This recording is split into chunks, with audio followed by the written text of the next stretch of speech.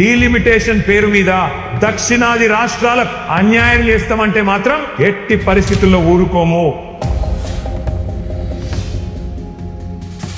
ప్రధానమంత్రి మాట్లాడినప్పుడు 50% సీట్లు పెంచుతున్నామని చెప్పింది. అంటే 110 ఉంటే 179 అవుతుంది, 60 సీట్లు పెరుగుతాయని చెప్పింది. 17 సీట్లున్నాయి పార్లమెంట్ లో, 26 అవుతాయని చెప్పింది. కానీ బిల్లు పెట్టిండ్రు, రేపటి నుంచి పార్లమెంట్ పెట్టిండ్రు.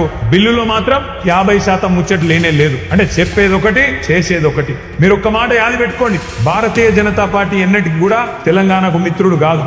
ఆనాడు 2014లో ఆంధ్రప్రదేశ్ పునర్విభజన చట్టంలోనే సీట్లు పెంచుదామనే ఆలోచన ఆ చట్టంలోనే ఉన్నది. కానీ ఆ చట్టాన్ని తుంగలో దొక్కిందే భారతీయ జనతా పార్టీ.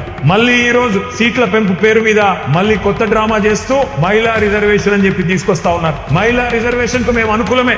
మహిళా రిజర్వేషన్ ఖచ్చితంగా సమర్థించిందే కేసీఆర్ గారు, మన పార్టీ. దాని విషయంలో ఇబ్బంది లేదు. కానీ డీలిమిటేషన్ పేరు మీద దక్షిణాది రాష్ట్రాలకు, తెలంగాణకు, ఆంధ్రకు, తమిళనాడుకు, కర్ణాటకకు, కేరళకు, పాండిచ్చేరికి అన్యాయం చేస్తామంటే మాత్రం ఎట్టి పరిస్థితుల్లో ఊరుకోము. ఎట్టి పరిస్థితుల్లో బీజేపీకి సమర్థన ఇచ్చే ప్రసక్తే లేదు. ఇవాళ 24% వాటా దక్షిణాది రాష్ట్రాలకు పార్లమెంట్ లో ఉన్నది. దాన్ని యథాతథంగా మెయింటైన్ చేయాల్సిందే. లేకపోతే మాత్రం ఎట్టి పరిస్థితుల్లో తిరుగుబాటుకు, పెద్ద ఉద్యమానికి కూడా బీఆర్ఎస్ నాయకత్వం వహిస్తుంది. అవసరమైతే కేసీఆర్ గారే ముందుండి నడిపిస్తారనే మాట కూడా భారతీయ జనతా పార్టీకి, కేంద్ర ప్రభుత్వాన్ని కూడా చెప్తా ఉన్నా.